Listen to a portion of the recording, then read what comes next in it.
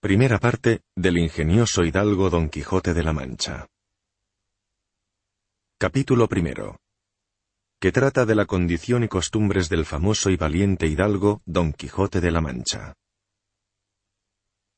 En un lugar de la Mancha, de cuyo nombre no quiero acordarme, vivía no hace mucho un hidalgo de los de lanza ya olvidada, escudo antiguo, rocín flaco y galgo corredor. Consumían 3 partes de su hacienda, una olla con algo más de vaca que carnero, ropa vieja casi todas las noches, huevos con torreznos los sábados, lentejas los viernes y algún palomino de añadidura los domingos. El resto de ella lo concluían un sayo de velarte negro, y para las fiestas, calzas de terciopelo con sus pantuflos a juego, honrándose entre semana con un traje pardo de lo más fino. Tenía en su casa una ama que pasaba de los 40, y una sobrina que no llegaba a los 20. Y un mozo de campo y cuadra que lo mismo ensillaba el rocín que tomaba la podadera. Frisaba la edad de nuestro hidalgo los 50 años. Era de complexión recia, seco de carnes, enjuto de rostro, gran madrugador y amigo de la caza. Algunos dicen que tenía el sobrenombre de Quijada, o Quesada, que en esto hay alguna discrepancia entre los autores que escriben de este caso, aunque por conjeturas verosímiles se deja entender que se llamaba Quijana. Pero esto importa poco a nuestro cuento. Basta que en la narración de él no se salga un punto de la verdad.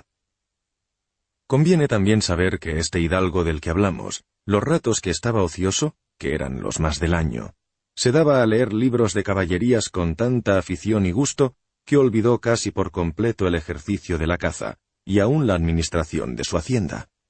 Y llegó a tanto su curiosidad y desatino en esto, que vendió muchas fanegas de tierra de labor para comprar libros de caballerías que leer, y así llevó a su casa todos los que pudo encontrar. Y de todos, ninguno le parecía tan bien como los que escribió el famoso Feliciano de Silva, porque la claridad de su prosa y aquellas intrincadas frases suyas le parecían de perlas, y más cuando llegaba a leer aquellos requiebros y cartas de desafíos, donde hallaba escrito en muchos pasajes: la razón de la sin razón que a mi razón se hace, de tal manera mi razón enflaquece, que con razón me quejo de la vuestra fermosura. O cuando leía: los altos cielos que de vuestra divinidad divinamente con las estrellas os fortifican, y os hacen merecedora del merecimiento que merece la vuestra grandeza. Con estas disquisiciones perdía el pobre caballero el juicio, y se desvelaba por entenderlas y desentrañarles el sentido, que ni el mismo Aristóteles se lo habría sacado ni las habría entendido, si hubiera resucitado solo para eso. Tampoco llevaba muy bien las heridas que daba y recibía don Belianís, porque se figuraba que, por grandes médicos que le hubiesen curado, no dejaría de tener el rostro y todo el cuerpo lleno de cicatrices y señales. Pero con todo, alababa en su autor el haber acabado su libro con la promesa de concluir aquella inacabable aventura, y muchas veces le vino el deseo de tomar la pluma y darle fin al pie de la letra como allí se promete. Y sin duda alguna lo habría hecho, y aún lo habría conseguido, si otros mayores y continuos pensamientos no se lo hubiesen estorbado. Porfió muchas veces con el cura de su pueblo, que era hombre docto, graduado en Sigüenza, sobre cuál había sido el mejor caballero, Palmerín de Inglaterra o Amadís de Gaula. Pero maese Nicolás, barbero del mismo pueblo, decía que ninguno llegaba a la altura del caballero del Febo, y que si alguno se le podía comparar, ese era don Galaor, hermano de Amadís de Gaula, porque tenía muy adecuada condición para todo, pues no era caballero melindroso ni tan llorón como su hermano, y que en lo de la valentía tampoco le iba a la zaga. En resumidas cuentas, él se enfrascó tanto en su lectura que leyendo se le pasaban las noches en blanco y los días en sombra, y así, del poco dormir y del mucho leer, se le secó el cerebro de tal manera que acabó perdiendo el juicio. Se le llenó la fantasía de todo aquello que leía en los libros, lo mismo de encantamientos que de pendencias, batallas, desafíos, heridas, requiebros, amores, tormentas y disparates imposibles. Y se le asentó de tal modo en la imaginación que era verdad todo aquel enredo de soñadas invenciones que leía, que para él no había en el mundo otra historia más verdadera. Decía él que el Cid Ruy Díaz había sido muy buen caballero, pero que no se podía comparar con el caballero de la ardiente espada, quien de un solo revés había partido por la mitad dos fieros y descomunales gigantes. Mejor le parecía Bernardo del Carpio, porque en Roncesvalles había matado a Roldán el Encantado, valiéndose de las mañas de Hércules cuando ahogó entre sus brazos a Anteo, el hijo de la tierra. Y decía mucho y bien del gigante Morgante, porque, con ser de aquella generación gigantea, en la que todos son soberbios e insolentes, sólo él era afable y educado. Pero por encima de todos, el que mejor le parecía era Reinaldos de Montalbán, y más cuando lo veía salir de su castillo y robar a cuantos topaba, como cuando robó allende los mares aquel ídolo de Mahoma que era de oro macizo, según dice su historia. Y con tal de dar una mano de coces al traidor Galalón, habría dado él de regalo el ama que tenía, y aun a su sobrina. En fin, rematado ya su juicio, vino a dar en el más extraño pensamiento en que jamás dio loco en el mundo, y fue que le pareció conveniente y necesario, tanto para el aumento de su honra como para el servicio de su república, hacerse caballero andante e irse por todo el mundo con sus armas y caballo, a buscar las aventuras y a ejercitarse en todo aquello en lo que él había leído que se ejercitaban los caballeros andantes, deshaciendo todo género de agravios y poniéndose en lances y peligros con los que, si los llevaba a cabo, cobraría eterno nombre y fama. Se imaginaba el pobre ya coronado por el valor de su brazo, por lo menos del imperio de Trapisonda. Y así, con estos tan agradables pensamientos, llevado del extraño gusto que en ellos sentía, se apresuró a poner en práctica lo que deseaba. Y lo primero que hizo fue limpiar unas armas que habían sido de sus bisabuelos, que cubiertas de orín y llenas de moho, hacía largos siglos que estaban puestas y olvidadas en un rincón. Las limpió y las aderezó lo mejor que pudo, pero vio que tenían una gran falta, y era que no tenían celada de encaje, sino morrión simple. Pero esto lo suplió su maña, porque hizo con unos cartones una especie de media celada que, encajada con el morrión, daba el pego de celada entera. Luego, para probar si era consistente y podía correr el riesgo de una cuchillada, sacó su espada y le dio 2 golpes, y ya con el primero deshizo en un momento lo que había hecho en una semana. Y no dejó de parecerle mal la facilidad con que la había hecho pedazos, así que para quedar a salvo de este peligro, tornó a hacerla de nuevo, poniéndole unas barras de hierro por dentro, de tal manera que él quedó satisfecho de su resistencia, y sin querer probarla de nuevo, la reputó y tuvo por celada finísima de encaje. Fue después a ver su rocín, y aunque tenía más años que achaques y más tachas que el caballo de Gonela, que tantum pellis et ossa fuit, que era solo piel y huesos, le pareció que ni el bucéfalo de Alejandro, ni Babieca el del Cid, se igualaban con él. 4 días se le pasaron en imaginar qué nombre le pondría, porque, según se decía a sí mismo, no era razonable que caballo de caballero tan famoso y tan bueno él de por sí, estuviese sin nombre conocido. Y así, trataba de acomodarle uno que declarase quién había sido antes de ser de caballero andante, y lo que ahora era. Pues estaba convencido de que, si su señor mudaba de posición, también tenía él que mudar el nombre, y que lo tuviese famoso y de estruendo como convenía a la nueva orden y al nuevo ejercicio que ya profesaba. Y así, después de muchos nombres que formó, borró y quitó, añadió, deshizo y tornó a hacer en su memoria e imaginación, al final le vino a llamar Rocinante, nombre a su parecer alto, sonoro y significativo de lo que había sido cuando fue rocín, antes de lo que era ahora, el primero entre todos los rocines del mundo. Puesto nombre a su caballo, y tan a su gusto, quiso ponérselo a sí mismo, y en este pensamiento duró otros 8 días, y al cabo se vino a llamar Don Quijote, de donde los autores de esta tan verdadera historia dedujeron, como queda dicho, que sin duda se debía de llamar Quijada, y no Quesada como otros quisieron decir.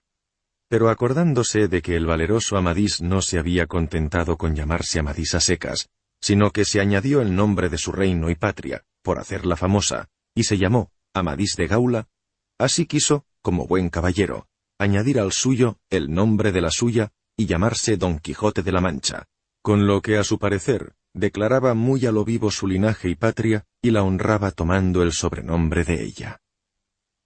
Limpias pues sus armas, hecho del morrión celada, puesto nombre a su rocín y confirmándose a sí mismo, le pareció que no le faltaba más que buscar una dama de la que enamorarse, porque un caballero andante sin amores era árbol sin hojas y sin fruto, y cuerpo sin alma. Si yo, por mis malos pecados o por mi buena suerte, se decía, me encuentro por ahí con alguien gigante, como suele acontecerle a los caballeros andantes, y lo derribo de un golpe, o le parto el cuerpo por la mitad, o en fin, lo venzo y lo rindo, ¿no estaría bien tener a quien ofrendárselo, que entre y se hinque de rodillas ante mi dulce señora, y diga con voz humilde y rendida, yo, señora, soy el gigante Caraculiambro, señor de la ínsula Malindrania, a quien venció en singular batalla el jamás como se debe alabado caballero Don Quijote de la Mancha, quien me mandó que me presentase ante vuestra merced, para que vuestra grandeza disponga de mí a su antojo? Cómo se alegró nuestro buen caballero después de hacer este discurso, y más cuando halló a quien poder nombrar como su dama. Y fue, según se cree, que en un pueblo cerca del suyo había una moza labradora de muy buen ver, de la que él anduvo enamorado un tiempo, aunque, según se entiende, ella jamás lo supo ni le dio prueba de ello. Se llamaba Aldonza Lorenzo, y le pareció bien darle el título de señora de sus pensamientos, y buscándole un nombre que no desdijese mucho del suyo, y que tirase y se encaminase al de princesa y gran señora, vino a llamarla Dulcinea del Toboso, porque era natural del Toboso, nombre, a su parecer, músico y original y significativo, como los otros que a sí mismo y a sus cosas había puesto. Capítulo 2. Que trata de la primera salida de su tierra que hizo el ingenioso Don Quijote. Hechas pues estas prevenciones, no quiso aguardar más tiempo para poner en práctica su pensamiento, acuciándole la falta que pensaba que cometía en el mundo su tardanza, según eran los agravios que pensaba deshacer, entuertos que enderezar, sin razones que enmendar, abusos que corregir, y deudas que satisfacer. Y así, sin dar parte de su intención a ninguna persona, y sin que nadie le viese, una mañana, antes de hacerse de día, que era uno de los calurosos del mes de julio, se armó con todas sus armas, subió sobre Rocinante, puesta su mal compuesta celada, embrazó su escudo, tomó su lanza, y por la puerta falsa de un corral salió al campo, con grandioso contento y alborozo de ver con cuánta facilidad había dado principio a su buen deseo. Pero apenas se vio en el campo, le asaltó un pensamiento tan terrible, que estuvo a punto de dejar la comenzada empresa. Y fue, que le vino a la memoria, que no se había armado caballero, y que conforme a la ley de caballería, ni podía ni debía cruzar armas con ningún caballero. Y aunque ya lo fuese, como caballero novel, tendría que llevar armas blancas sin divisa en el escudo, hasta ganarla por su esfuerzo. Estos pensamientos le hicieron titubear en su propósito, pero pudiendo más su locura que ninguna otra razón, se propuso hacerse armar caballero por el primero que topase, a imitación de otros muchos que lo hicieron así, según había leído él en los libros que lo traían loco. En lo de las armas blancas, pensaba limpiarlas en cuanto pudiese de tal manera, que lo fuesen más que un armiño. Y con esto se aquietó, y prosiguió su camino, sin llevar otro que aquel que quería su caballo, creyendo que en aquello consistía la fuerza de las aventuras. Yendo pues caminando nuestro flamante aventurero, iba hablando consigo mismo y diciendo, ¿quién duda que en los venideros tiempos, cuando salga a la luz la verdadera historia de mis famosos hechos, el sabio mago que los escriba no ponga, cuando llegue a contar esta mi primera salida tan de mañana, de esta manera? Apenas había el rubicundo Apolo tendido por la faz de la ancha y espaciosa tierra las doradas hebras de sus hermosos cabellos, y apenas los pequeños y pintones pajarillos, con sus arpadas lenguas, habían saludado con dulce y meliflua armonía la venida de la rosada aurora que, dejando la blanda cama del celoso marido, se mostraba por las puertas y balcones del manchego horizonte a los mortales, cuando el famoso caballero, Don Quijote de la Mancha, dejando las ociosas plumas, subió sobre su famoso caballo Rocinante y comenzó a caminar por el antiguo y conocido campo de Montiel. Y en verdad por él caminaba, y añadió, dichosa edad y dichoso siglo aquel en el que salgan a la luz las famosas hazañas mías, dignas de tallarse en bronces, esculpirse en mármoles y pintarse en tablas para memoria en lo futuro. Oh, tú, sabio encantador, quien quiera que seas, a quien ha de tocar ser el cronista de esta inaudita historia. Te ruego que no te olvides de mi buen Rocinante, compañero eterno mío en todos mis caminos y veredas. Y acto seguido, volvía a decir como si verdaderamente estuviese enamorado. Oh, princesa Dulcinea, señora de este cautivo corazón. Mucho agravio me habéis fecho al despedirme y reprocharme con la rigurosa obstinación de mandarme no aparecer ante la vuestra fermosura. Complazcaos, señora, acordaros de este vuestro esclavo corazón que tantas cuitas por vuestro amor padece. Con estos iba ensartando otros disparates, todos al modo de los que le habían enseñado sus libros, imitando cuanto podía su lenguaje. Con esto caminaba tan despacio y el sol entraba tan deprisa y con tanto ardor que habría sido suficiente para derretirle los sesos, si tuviera alguno. Caminó casi todo aquel día sin acontecerle cosa digna de ser contada, de lo cual se desesperaba, porque estaba deseando topar cuanto antes con quien probar el valor de su fuerte brazo. Autores hay que dicen que la primera aventura que le sucedió fue la de Puerto Lápice. Otros dicen que la de los molinos de viento. Pero lo que yo he podido averiguar en este caso, y lo que he hallado escrito en los anales de la Mancha, es que él anduvo todo aquel día, y al anochecer, su Rocín y él se hallaron cansados y muertos de hambre, y que mirando a todas partes por ver si descubría algún castillo, o alguna majada de pastores donde recogerse y donde pudiese remediar su mucha hambre y necesidad, vio, no lejos del camino por donde iba, una venta, que fue como si viera una estrella que le encaminara, no a los portales, sino a los alcázares de su redención.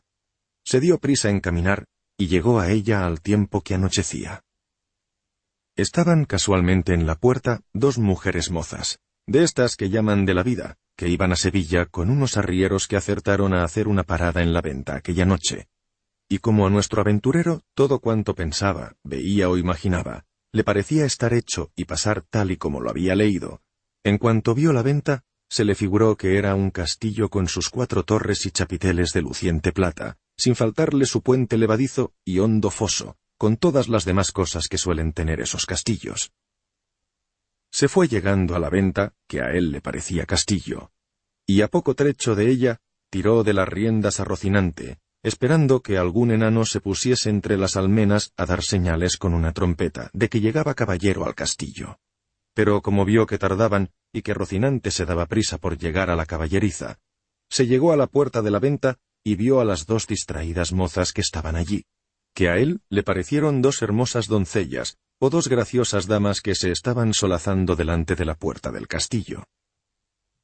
En esto quiso la suerte que un porquero que andaba recogiendo de unos rastrojos una manada de puercos, que sin perdón así se llaman, tocó el cuerno con cuya señal se recogen ellos, y al instante se le figuró a Don Quijote lo que estaba deseando, que algún enano avisaba de su llegada. Y así, con extraordinario contento, llegó a la venta y a las damas, quienes al ver venir a un hombre armado de aquella suerte, con lanza y escudo, corrieron a meterse en la venta llenas de miedo. Pero Don Quijote, coligiendo por su huida su miedo, se alzó la visera de cartón y descubrió su seco y polvoriento rostro, y con gentil talante y voz reposada les dijo: «Non fuyan las vuestras mercedes, ni teman desaguisado alguno, pues a la orden de caballería que profeso non toca ni atañe facérselo a ninguno, y menos aún a tan nobles doncellas como vuestro aspecto demuestra». Le miraron las mozas y andaban con los ojos buscándole el rostro que le encubría la mala visera. Pero al oír que las llamaba doncellas, cosa tan fuera de su profesión, no pudieron contener la risa, de manera que Don Quijote se irritó y acertó a decirles: «Bien sienta la discreción en las fermosas, pero es mucha sandez y está de más la risa que procede de leve causa, y non vos lo digo porque os aflijáis ni mostréis mal talante, que el mío non es otro que el de serviros».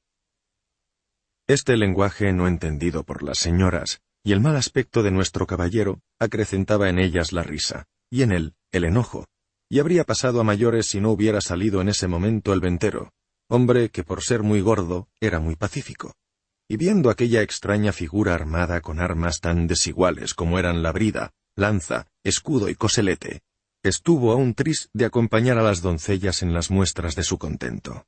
Pero en fin, por temor a tantos y a tan aparatosos pertrechos, decidió hablarle comedidamente. Si vuestra merced, señor caballero, busca posada, aparte del lecho, porque en esta venta no hay ninguno, todo lo demás se hallará en ella en mucha abundancia. Viendo don Quijote la humildad del alcaide de la fortaleza, que eso le parecieron a él, el ventero y la venta, respondió: Para mí, señor castellano, cualquier cosa basta, porque mis arreos son las armas, mi descanso el pelear, etc. Pensó el ventero que el haberle llamado castellano había sido por parecerle de los honrados de Castilla, aunque él era andaluz, y de los de la playa de Sanlúcar, no menos ladrón que Caco, ni menos maleante que uno de esos pajes resabiados que se las saben todas.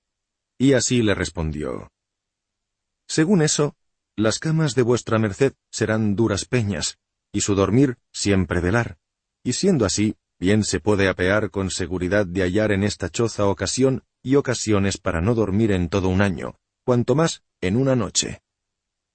Y diciendo esto, fue a sujetar el estribo a don Quijote, que se apeó con mucha dificultad y trabajo, como quien había ayunado todo el día.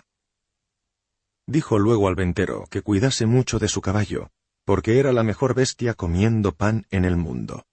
Lo miró el ventero, y no le pareció tan bueno como decía don Quijote, ni aun la mitad. Y tras acomodarlo en la caballeriza, volvió a ver lo que mandaba su huésped, al que estaban desarmando las doncellas, ya reconciliadas con él. Y aunque le habían quitado el peto y el espaldar, no supieron ni pudieron desencajarle la gola, ni quitarle la contrahecha celada, que traía atada con unas cintas verdes que era menester cortar, por no poderse deshacer los nudos. Pero él no lo quiso consentir de ninguna manera. Y así se quedó toda aquella noche con la celada puesta, que era la más graciosa y extraña figura que se pueda imaginar. Y al desarmarlo, como él se imaginaba que aquellas trasteadas mozas que le quitaban la armadura eran algunas principales señoras y damas de aquel castillo, les dijo con mucho donaire: Nunca fuera caballero de damas tan bien servido como fuera don Quijote cuando de su aldea vino. Doncellas cuidaban de él, princesas de su rocín. O Rocinante, que este es el nombre, señoras mías, de mi caballo, y don Quijote de la Mancha el mío, que aunque no hubiese querido descubrirme, basta que las fazañas fechas en vuestro servicio y pro me descubrieran. La necesidad de acomodar en las presentes circunstancias este romance viejo de Lanzarote ha sido la causa de que sepáis mi nombre antes de toda sazón.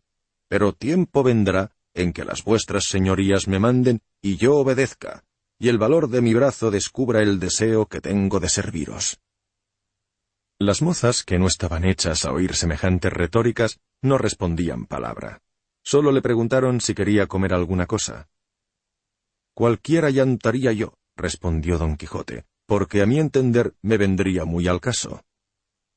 Casualmente acertó a ser viernes aquel día, y no había en toda la venta más que unas raciones de un pescado que en Castilla llaman abadejo, y en Andalucía bacallao, y en otras partes curadillo, y en otras truchuela. Le preguntaron si por ventura comería su merced truchuela, porque no había otro pescado que darle para comer.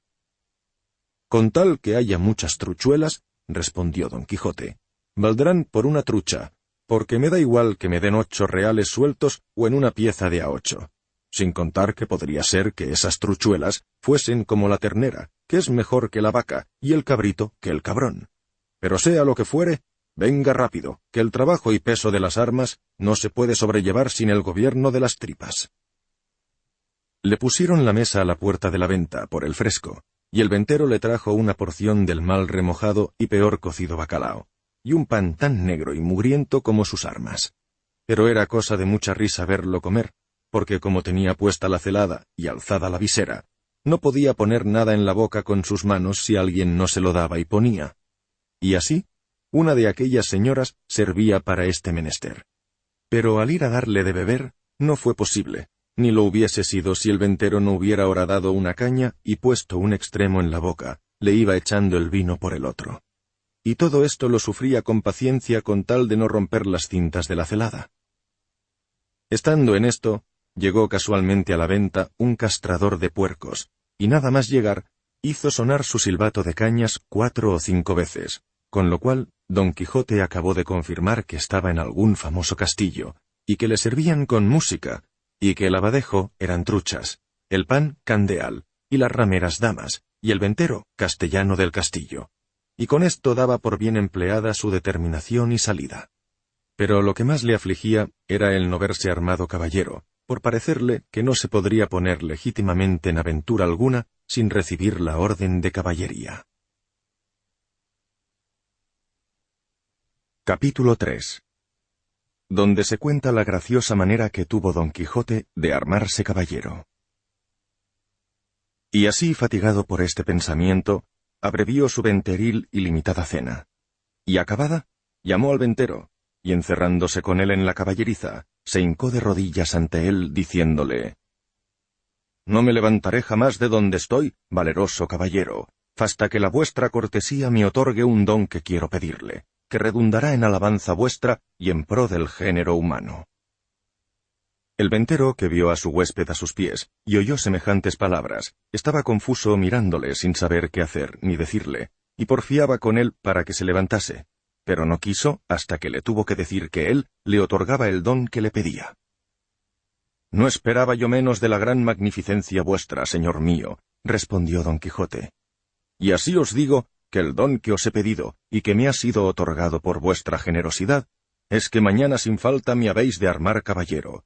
Y esta noche, en la capilla de vuestro castillo, velaré las armas, y mañana, como tengo dicho, se cumplirá lo que tanto deseo, para poder ir como se debe a los 4 puntos cardinales buscando las aventuras, en pro de los menesterosos, asunto a cargo de la caballería y de los caballeros andantes como yo, cuyo deseo está inclinado a semejantes fazañas». El ventero, que como está dicho, era un poco socarrón y ya tenía algunos barruntos de la falta de juicio de su huésped, acabó de convencerse cuando acabó de oírle semejantes razones, y por tener con qué reír aquella noche, decidió seguirle la corriente. Y así le dijo que andaba muy acertado en lo que deseaba y pedía, y que su propósito era propio y natural de un caballero tan principal como lo parecía él, y como mostraba su gallarda presencia, y que él mismo, en los años de su mocedad, se había dado igualmente a aquella honrosa vida, andando por diversas partes del mundo en busca de aventuras, sin que hubiese dejado los percheles de Málaga, islas de Riarán, Compás de Sevilla, Azogüejo de Segovia, la Olivera de Valencia, Rondilla de Granada, Playa de Sanlúcar, Potro de Córdoba y las Ventillas de Toledo, y otras diversas partes en las que había ejercitado la ligereza de sus pies y la sutileza de sus manos, haciendo muchos entuertos, requebrando a muchas viudas, deshaciendo a algunas doncellas y engañando a algunos párvulos, y finalmente dándose a conocer en cuantas audiencias y tribunales hay en casi toda España. Y que a lo último había venido a retirarse a aquel castillo suyo, donde vivía con su hacienda y con las ajenas, acogiendo en él a todos los caballeros andantes, de cualquier calidad y condición, sólo por el mucho aprecio que les tenía, y para que compartiesen con él sus dineros, en pago de su buen deseo. Le dijo también que en aquel castillo suyo no había capilla alguna donde poder velar las armas, porque la habían derribado para hacerla de nuevo, pero que en caso de necesidad, él sabía que se podían velar en cualquier parte, y que aquella noche las podría velar en un patio del castillo, y que por la mañana, Dios mediante, se harían las debidas ceremonias de manera que él quedase armado caballero, y tan caballero que no se pudiera ser lo más en el mundo. Le preguntó si traía dineros. Respondió Don Quijote que estaba sin blanca, porque él nunca había leído en las historias de los caballeros andantes que ninguno los hubiese traído. A esto dijo el ventero que se engañaba, que aunque en las historias no estaba escrito, por haberles parecido a los autores de ellas que no era menester escribir cosas tan claras y necesarias de llevar, como dineros y camisas limpias, no por eso había que creer que no las llevaran. De modo que podía tener por supuesto que todos los caballeros andantes, de los que están llenos y atestados tantos libros, llevaban bien provistas las bolsas, por lo que pudiese sucederles, y que asimismo llevaban camisas y una arqueta pequeña llena de ungüentos para curar las heridas que recibían, porque no siempre había quien los curase en los campos y desiertos donde peleaban y salían heridos, a menos que tuviesen algún sabio encantador por amigo, que entonces los socorría, trayendo por el aire en alguna nube alguna doncella o enano con una redoma de agua milagrosa, que probando solo una gota de ella, quedaban sanos de sus llagas y heridas al momento, como si no hubiesen tenido mal alguno. Pero que mientras les faltaba esto, Los antiguos caballeros tuvieron por cosa acertada que sus escuderos viniesen provistos de dineros y de otras cosas necesarias, como vendas y ungüentos para curarse. Y si sucedía que esos caballeros no tenían escuderos, lo que pasaba pocas y raras veces, ellos mismos lo llevaban todo en unas alforjas muy discretas que casi ni se veían a las ancas del caballo, como si fuese algo de más importancia porque, no siendo para una ocasión semejante, esto de llevar alforjas no estaba muy admitido entre los caballeros andantes. Y por esto le daba ese consejo, como se lo hubiese dado a su ahijado, tal y como él iba a serlo muy pronto, a saber, que no viajase de allí en adelante sin dineros y sin las prevenciones referidas, y que vería, sin darse apenas cuenta, lo bien que se iba a encontrar con ellas. Le prometió don Quijote hacer con toda puntualidad lo que se le aconsejaba, y así se dio orden de inmediato de que velase las armas en un corral grande que estaba a un lado de la venta, y recogiéndolas don Quijote todas, las puso sobre una pila que estaba junto a un pozo, y embrazando su escudo, asió su lanza, y con gentil apostura comenzó a pasearse delante de la pila. Y cuando comenzó el paseo, comenzaba a cerrar la noche. Contó el ventero a todos cuantos estaban en la venta la locura de su huésped, la vela de las armas y la ceremonia de armarle caballero que esperaba. Se admiraron de tan extraño género de locura, y se fueron a mirarlo desde lejos, y vieron que unas veces se paseaba con sosegado ademán, y otras, apoyado en su lanza, ponía los ojos en las armas, sin quitarlos de ellas durante un buen rato.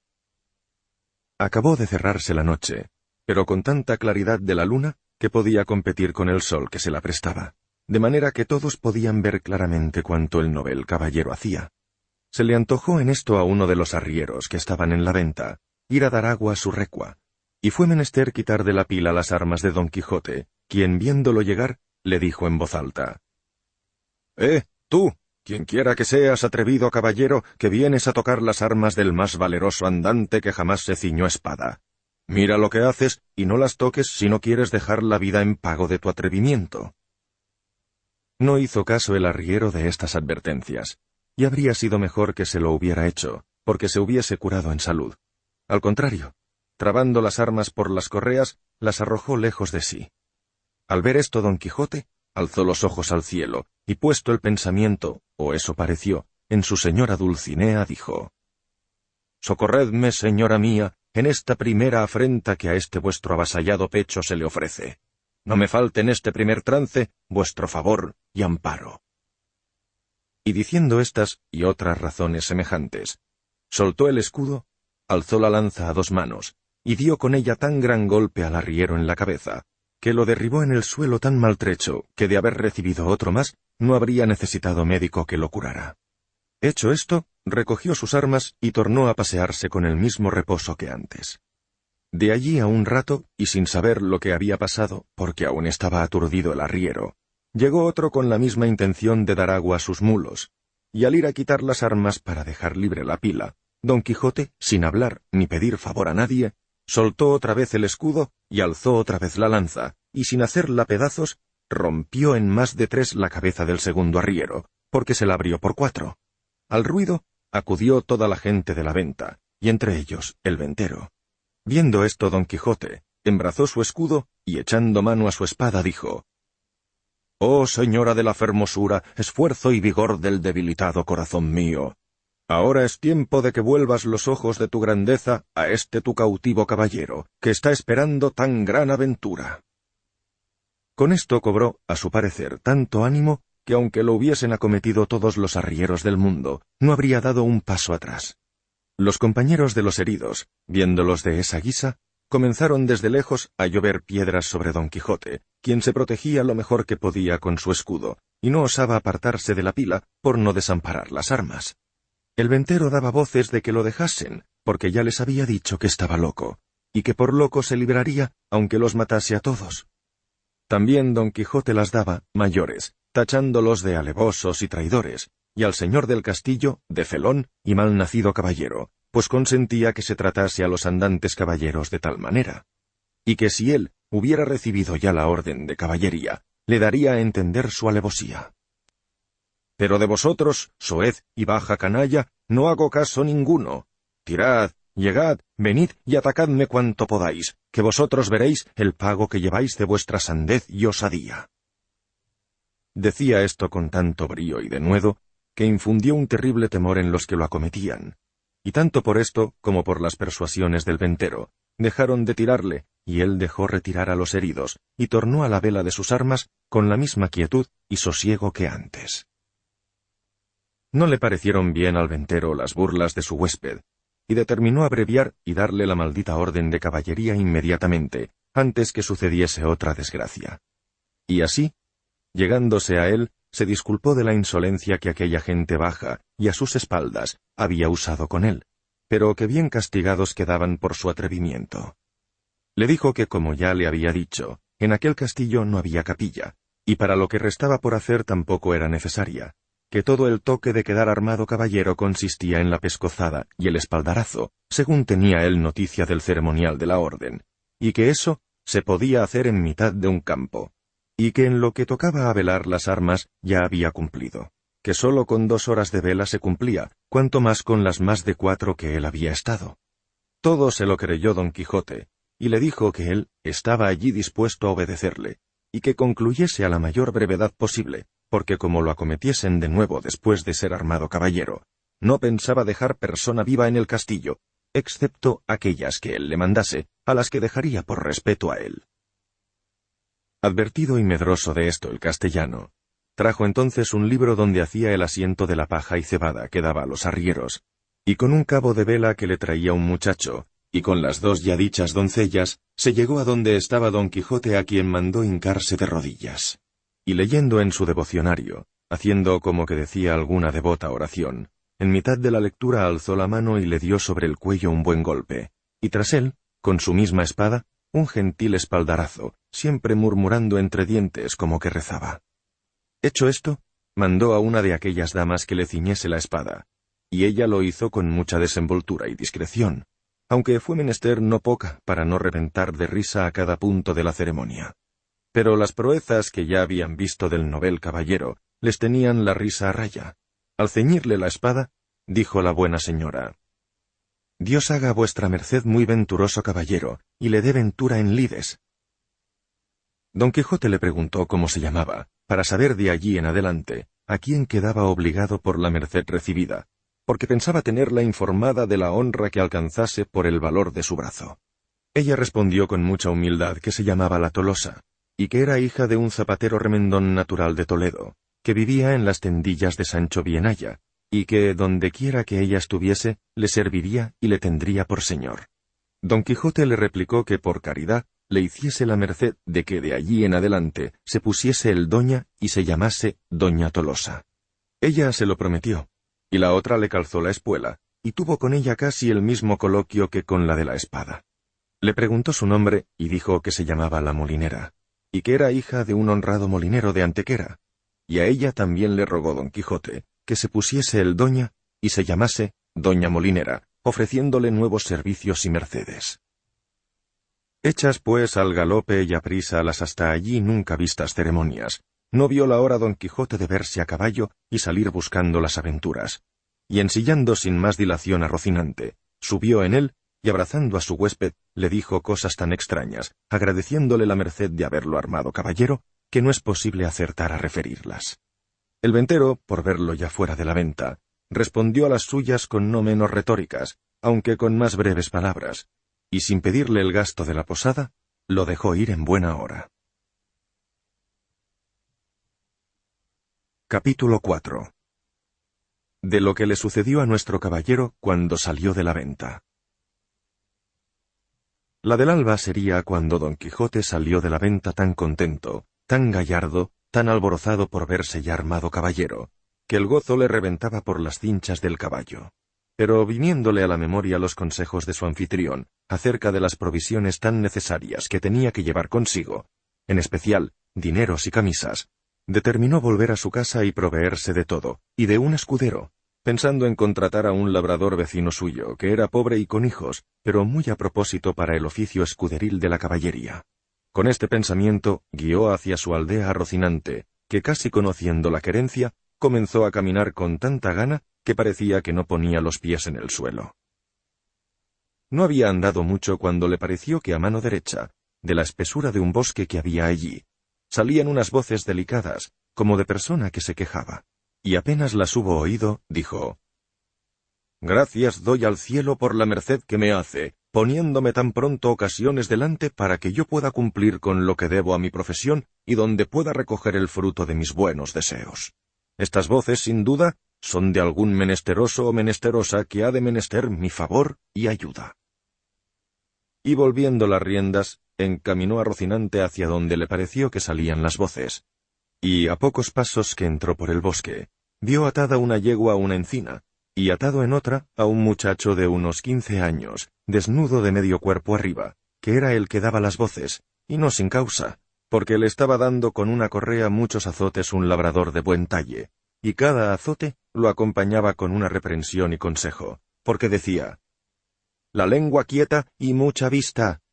Y el muchacho respondía: «No volveré a hacerlo, señor mío, por la pasión de Dios que no volveré a hacerlo, y prometo que de aquí en adelante tendré más cuidado con el rebaño». Y viendo Don Quijote lo que pasaba, con voz airada dijo: «Descortés caballero, no está bien tomarla con quien no se puede defender. Subid a vuestro caballo y tomad vuestra lanza», pues también tenía una lanza arrimada a la encina donde estaba atada la yegua, «que yo os haré ver que lo que estáis haciendo es de cobardes».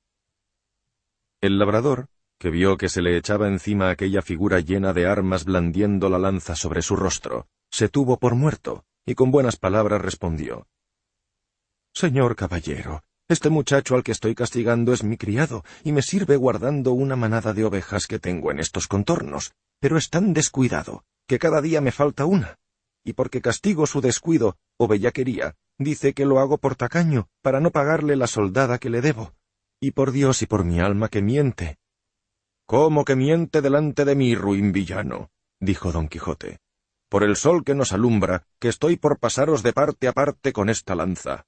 Pagadle inmediatamente sin más réplica, si no, por el Dios que nos rige, que voy a concluiros y a aniquilaros en este mismo instante. Desatadlo ya». El labrador bajó la cabeza, y sin responder palabra, desató a su criado, al que Don Quijote preguntó cuánto le debía su amo. Él dijo que 9 meses, a 7 reales cada mes. Hizo la cuenta Don Quijote, y halló que montaban 63 reales, y le dijo al labrador que al momento los desembolsase, si no quería morir por ello. Respondió el medroso villano que pese al aprieto en que estaba y al juramento que había hecho, y aún no había jurado nada, no eran tantos, porque había que descontarle y cargarle a cuenta 3 pares de zapatos que le había dado, y 1 real por 2 sangrías que le habían hecho cuando estuvo enfermo. «Bien está todo eso», replicó Don Quijote, «pero los zapatos y las sangrías vayan por los azotes que le habéis dado sin culpa, pues si él rompió el cuero de los zapatos que vos pagasteis, vos le habéis roto el de su cuerpo, y si el barbero le sacó sangre cuando estaba enfermo, vos se la habéis sacado cuando sano, así que por esta parte no os debe nada». «Lo malo es, señor caballero, que no tengo aquí dineros. Véngase Andrés conmigo a mi casa, que yo le pagaré 1 real tras otro». «¿Irme yo con él?», dijo el muchacho. «De ninguna manera». «No, señor, ni por pienso, porque en cuanto se vea solo me desollará como a un San Bartolomé». «No hará eso», replicó Don Quijote. «Basta que yo se lo mande, para que lo acate, y con tal que él me lo jure por la ley de caballería que ha recibido, lo dejaré ir libre y aseguraré la paga». «Mire vuestra merced, señor, lo que está diciendo», dijo el muchacho, «que mi amo no es caballero ni ha recibido orden de caballería alguna, que es Juan Aldudo el Rico, el vecino de Quintanar». «Poco importa eso», respondió Don Quijote, «que puede haber aldudos caballeros. Además, cada uno es hijo de sus obras». «Es verdad», dijo Andrés, «pero este amo mío, ¿de qué obras es hijo, negándome mi soldada y mi sudor y trabajo?» «No los niego, hermano Andrés», respondió el labrador, «pero dadme el gusto de veniros conmigo, que yo juro por todas las órdenes de caballerías que hay en el mundo pagaros, como tengo dicho, 1 real detrás de otro, y aún perfumados». «Del perfume os eximo», dijo Don Quijote. «Dádselos en reales, que con eso me contento, y más os vale cumplirlo como lo habéis jurado. Si no, por el mismo juramento, os juro que volveré a buscaros y a castigaros, y aunque os escondáis más que una lagartija, acabaré encontrándoos. Y si queréis saber quién os manda esto, para quedar más formalmente obligado a cumplirlo, sabed que yo soy el valeroso Don Quijote de la Mancha, el desfacedor de agravios y sin razones, y quedad con Dios, y no se os aparte de las mientes lo prometido y jurado, so pena de la pena pronunciada. Y diciendo esto, picó a su Rocinante, y en un momento se apartó de ellos. Lo siguió el labrador con los ojos, y cuando vio que había traspuesto el bosque, y que ya no se le veía, se volvió a su criado Andrés y le dijo: «Venid acá, hijo mío, que os quiero pagar lo que os debo, como aquel desfacedor de agravios me dejó mandado». «Voto por eso», dijo Andrés, «y qué acertado andará vuestra merced en cumplir el mandamiento de aquel buen caballero, que 1000 años viva, que según es de valeroso y de buen juez, vive Roque que si no me paga, volverá y ejecutará lo que digo». «También yo voto por eso», dijo el labrador, «pero por lo mucho que os quiero acrecentar la deuda, por acrecentar la paga».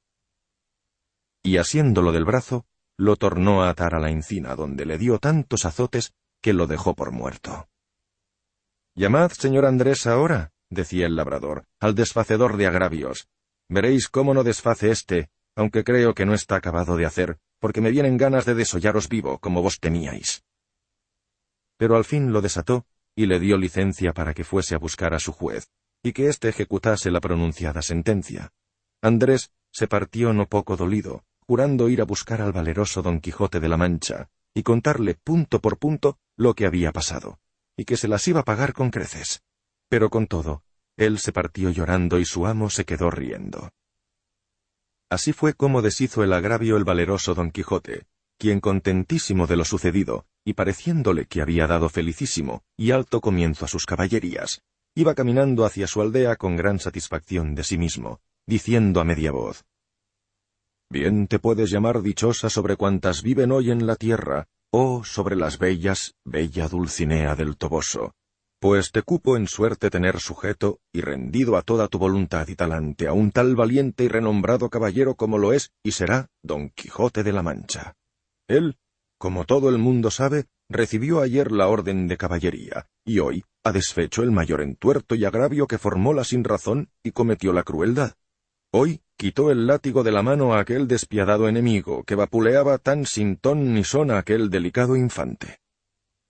En esto llegó a un camino que se dividía en 4, y se le vinieron de inmediato a la imaginación las encrucijadas donde los caballeros andantes se ponían a pensar qué camino de aquellos tomarían. Y por imitarlos, estuvo un rato quedo, y al cabo de haberlo pensado muy bien, soltó la rienda a Rocinante, dejando su voluntad a la del Rocín, que siguió su primer impulso, irse camino de su caballeriza. Y habiendo andado como 2 millas, descubrió Don Quijote un gran tropel de gente que, como después se supo, eran unos mercaderes toledanos que iban a comprar seda a Murcia. Eran 6, y venían con sus quitasoles, con otros 4 criados a caballo y 3 mozos de mulas a pie. Apenas los divisó Don Quijote, cuando se imaginó que era una nueva aventura. Y por imitar en todo cuanto a él le parecía posible los pasos que había leído en sus libros, le pareció oportunísimo uno que pensaba hacer. Y así, con gentil apostura y denuedo, se afirmó bien en los estribos, apretó la lanza, pegó el escudo al pecho, y puesto en mitad del camino, estuvo esperando a que llegasen aquellos caballeros andantes, que ya él por tales los tenía y juzgaba. Y cuando llegaron a una distancia que permitía verlos y oírlos, levantó Don Quijote la voz, y con ademán arrogante dijo: «Alto todo el mundo. Si todo el mundo no confiesa que no hay en el mundo todo doncella más hermosa que la emperatriz de la Mancha, la sin par Dulcinea del Toboso». Se pararon los mercaderes al son de estas palabras, y para ver la extraña figura del que las decía. Y por la figura y por las palabras advirtieron de inmediato la locura de su dueño. Pero quisieron ver despacio en qué paraba aquella confesión que se les pedía. Y uno de ellos, que era un poco burlón y muy mucho ocurrente, le dijo: «Señor caballero, nosotros no conocemos quién es esa buena señora que decís. Mostrádnosla, que si ella es de tanta hermosura como dais a entender, de buena gana y sin apremio alguno confesaremos la verdad que por vuestra parte nos es pedida». «Si os la mostrara», replicó Don Quijote, «¿qué haríais vosotros confesando una verdad tan notoria? La importancia está en que, sin verla, lo habéis de creer, confesar, afirmar, jurar y defender. Y si no, Conmigo sois en batalla gente descomunal y soberbia. Y ya vengáis ahora de uno en uno, como pide la orden de caballería, o todos juntos, como es costumbre y mala usanza en los de vuestra ralea, aquí os aguardo y espero, confiado en la razón que tengo de mi parte. Señor caballero, replicó el mercader, suplico a vuestra merced, en nombre de todos estos príncipes que aquí estamos, que para no cargar nuestras conciencias confesando una cosa jamás vista ni oída por nosotros, y tan en perjuicio de las emperatrices y reinas de la Alcarria y la Extremadura, tenga a bien mostrarnos vuesa merced algún retrato de esa señora, aunque sea del tamaño de un grano de trigo, que por el hilo se sacará el ovillo, y quedaremos con esto satisfechos y nuestras conciencias tranquilas, y vuestra merced quedará contento y satisfecho.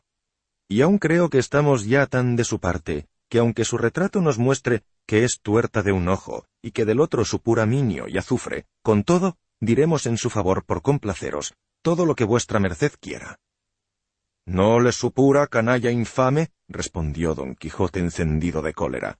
—No le supura, digo, eso que decís, sino que le mana ámbar y algalia entre algodones, y no está tuerta ni torcida ni corvada, sino más derecha que un nuso de Guadarrama.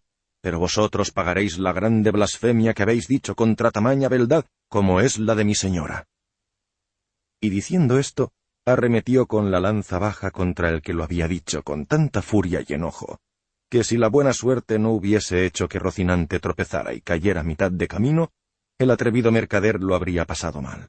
Cayó Rocinante, y fue rodando su amo en buen trecho por el campo, y al querer levantarse, no pudo de ningún modo. Tal embarazo le causaban la lanza, escudo, espuelas y celada, con el peso de las antiguas armas. Y mientras pugnaba por levantarse, y no podía, decía: «Non fuyáis, gente cobarde, gente inicua, esperad, que estoy aquí tendido no por culpa mía, sino de mi caballo». Un mozo de mulas de los que iban allí, que no debía de ser muy bien intencionado, habiendo oído decir al pobre caído tantas arrogancias, no pudo aguantar sin darle la respuesta en las costillas, y llegándose a él, tomó la lanza, y después de hacerla pedazos, con uno de ellos comenzó a dar a nuestro Don Quijote tantos palos, que a despecho y pesar de sus armas, lo molió como a trigo. Sus amos le daban voces de que no le diese tanto y que lo dejase, pero estaba ya el mozo picado y no quiso dejar el juego hasta envidar todo el resto de su cólera, y yendo a por los demás trozos de la lanza, los acabó de deshacer sobre el miserable caído que, pese a toda aquella tempestad de palos que llovía sobre él, no cerraba la boca, amenazando al cielo y a la tierra y a los malandrines, que eso le parecían. Se cansó el mozo y los mercaderes siguieron su camino llevando que contar a todo lo largo de él lo del pobre apaleado. Este, cuando se vio solo, tornó a probar si podía levantarse, pero si no lo pudo hacer cuando estaba sano y bueno, ¿cómo lo haría molido y casi deshecho? Y casi se tenía por dichoso, pareciéndole que aquella desgracia era propia de caballeros andantes, y le echaba toda la culpa a su caballo, y no era posible levantarse según tenía magullado todo el cuerpo. Capítulo 5. Donde se prosigue la narración de la desgracia de nuestro caballero. Viendo pues que en efecto no podía menearse, decidió acogerse a su acostumbrado remedio, que era pensar en algún pasaje de sus libros, y le llevó su locura al recuerdo aquel de Valdovinos y del marqués de Mantua, cuando Carloto lo dejó herido en la espesura, historia sabida hasta por los niños, no ignorada por los mozos, celebrada y aún creída por los viejos, y con todo, no más verdadera que los milagros de Mahoma. Esta, pues, le pareció a él que le venía de molde para el lance en que se hallaba. Y así, con grandes muestras de dolor, comenzó a revolcarse por la tierra y a decir con debilitado aliento lo mismo que dicen que decía el herido caballero del bosque. ¿Dónde estás, señora mía, que no te duele mi mal? ¿O no lo sabes, señora, o eres falsa y desleal? Y de esta manera fue prosiguiendo el romance hasta aquellos versos que dicen: «Oh noble marqués de Mantua, mi tío y señor carnal». Y quiso la suerte que cuando llegó a este verso, acertó a pasar por allí un labrador de su mismo pueblo y vecino suyo, que venía de llevar una carga de trigo al molino. Viendo a aquel hombre allí tendido, se llegó a él y le preguntó quién era, y qué mal sentía, que tan tristemente se quejaba. Don Quijote, Creyó sin duda que aquel era el marqués de Mantua, su tío, y así no le respondió nada y prosiguió con su romance, donde le daba cuenta de su desgracia y de los amores del hijo del emperador con su esposa, todo tal y como lo canta el romance. El labrador estaba admirado oyendo aquellos disparates, y quitándole la visera, que ya estaba hecha pedazos, de los palos, le limpió el rostro, que lo tenía cubierto de polvo. Y apenas lo hubo limpiado, cuando lo reconoció y le dijo: «Señor Quijana», que así se debía de llamar cuando tenía juicio, y no había pasado de hidalgo sosegado a caballero andante, «¿quién le ha puesto de esta suerte a vuestra merced?». Pero él seguía con su romance a cuanto le preguntaba. Viendo esto el buen hombre, le quitó lo mejor que pudo el peto y espaldar, para ver si tenía alguna herida, pero no vio sangre ni señal alguna. Procuró levantarlo del suelo, y con no poco trabajo lo subió sobre su jumento, por parecerle una caballería más sosegada. Recogió las armas, hasta las astillas de la lanza, y las lió sobre Rocinante, al que tomó de la rienda y del cabestro al asno, y se encaminó hacia su pueblo, oyendo muy pensativo los disparates que Don Quijote decía. Y no menos iba Don Quijote, que de puro y molido quebrantado no se podía sostener sobre el borrico, y de cuando en cuando daba unos suspiros que los ponía en el cielo. De modo que de nuevo obligó al labrador a preguntarle qué mal sentía. Y era como si el diablo le trajera a la memoria los cuentos acomodados a lo que le había sucedido. Porque en aquel punto, olvidándose de Valdovinos, se acordó del moro Abindarráez, cuando el alcaide de Antequera, Rodrigo de Narváez, lo prendió y llevó cautivo a su fortaleza. De suerte que cuando el labrador le volvió a preguntar cómo estaba y qué sentía, le respondió las mismas palabras y razones que el cautivo Abencerraje respondía a Rodrigo Narváez, tal y como él había leído la historia en la Diana de Jorge de Montemayor, donde está escrita, y se aprovechaba de ella tan a propósito, que al labrador se lo llevaban los demonios oyendo tal montón de necedades, y se dio cuenta de que su vecino estaba loco, y le metía prisa para llegar al pueblo con tal de librarse del fastidio que le causaba Don Quijote con su larga perorata. «Sepa vuestra merced, señor don Rodrigo de Narváez», prosiguió Don Quijote, «que esta hermosa jarifa que he dicho es ahora la linda Dulcinea del Toboso, por quien yo he hecho, hago, y haré los más famosos hechos de caballerías, que se han visto, ven, ni verán en el mundo. Mire vuestra merced, señor, pecador de mí, que yo no soy don Rodrigo de Narváez ni el marqués de Mantua, sino Pedro Alonso su vecino, ni vuestra merced es Valdovinos ni Abindarráez, sino el honrado hidalgo señor Quijana». «Yo sé quién soy», respondió Don Quijote, «y sé que puedo ser, no sólo esos que he dicho, sino los 12 pares de Francia, y aun todos los 9 de la fama, pues a todas las hazañas que ellos todos juntos y cada uno por sí hicieron, se aventajarán las mías». Con estas pláticas y otras semejantes, llegaron al pueblo a la hora que anochecía, pero el labrador aguardó a que fuese algo más de noche, para que no viesen al molido hidalgo en tan mala caballería. Llegada pues la hora que le pareció, entró en el pueblo y en la casa de Don Quijote, que halló toda alborotada. Estaban en ella el cura y el barbero de la aldea, que eran grandes amigos de Don Quijote, a los que estaba diciéndole su ama a voces: «¿Qué le parece a vuestra merced, señor licenciado Pero Pérez?», que así se llamaba el cura, «de la desgracia de mi señor? Hace 3 días que no aparece él, ni el rocín, ni el escudo, ni la lanza, ni las armas. Desventurada de mí, estoy convencida, y esto es tan cierto como que nací para morir, que esos malditos libros de caballerías que él tiene y suele leer a todas horas le han volteado el juicio. Ahora me acuerdo de oírle decir muchas veces, hablando para sí, que quería hacerse caballero andante e irse a buscar las aventuras por esos mundos. Encomendados sean a Satanás y a Barrabás esos libros, que así han echado a perder el entendimiento más fino que había en toda la Mancha». La sobrina decía lo mismo, y aún decía más: «Sepa, señor maese Nicolás», que este era el nombre del barbero, «que muchas veces le aconteció a mi señor tío estarse leyendo en estos desalmados libros de desventuras 2 días con sus noches, al cabo de los cuales arrojaba el libro de las manos y echaba mano a la espada y andaba a cuchilladas con las paredes.